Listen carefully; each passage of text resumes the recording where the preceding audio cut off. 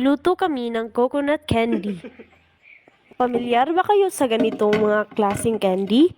Ito yung mga paborito ng mga batang 90s at 80s noon.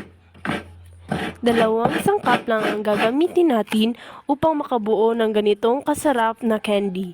Ito ang asukal na pula o muscovado sugar o sa Bisaya naman ay tatawaging kinugay at gata ng niyog. Marami pang nakarelate dito sa mga batang 80s at 90s na nagtitinda ng coconut candy sa paaralan. Madali at simple lang ito gawin. Dalawang niyog lang po ang nagamit namin sa 1/4 na asukal. Pinakuluan na namin to ng mga 30 minutes at saka inilagay yung muscovado sugar o asukal na pula. At pagkatapos ay wag po nating tigilan ang paghalo para hindi po magbobuo ang mga asukal. Naglagay din kami ng konting asin para mabalansi ang tamis. Kahit na sobrang init dito sa amin, dito pa rin kami nagluluto sa labas.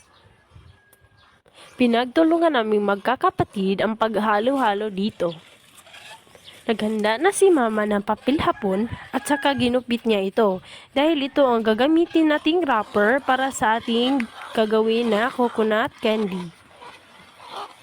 Hindi po natin to titigilan sa paghalo-halo para di po ito dumikit sa ating kawali.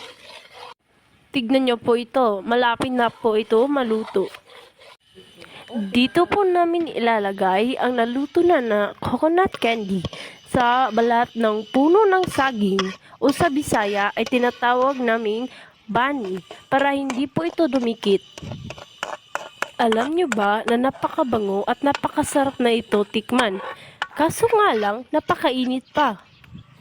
Habang mainit pa ay sinimula na namin sa pag-wrap ng candy. Kasi mahirapan na tayo sa pag-wrap kapag tumigas na ang ating coconut candy. Ganito lang ang style namin sa pag-wrap ng coconut candy. Mag-comment po kayo kung sino yung nakaranas sa paggawa ng ganitong klaseng candy. Pwedeng-pwede po ito gawing pang negosyo. At siguradong kikita kayo. Siguradong magugustuhan ito ng lahat.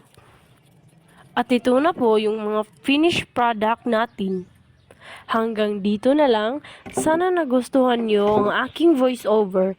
Pakishare naman oh. Maraming salamat!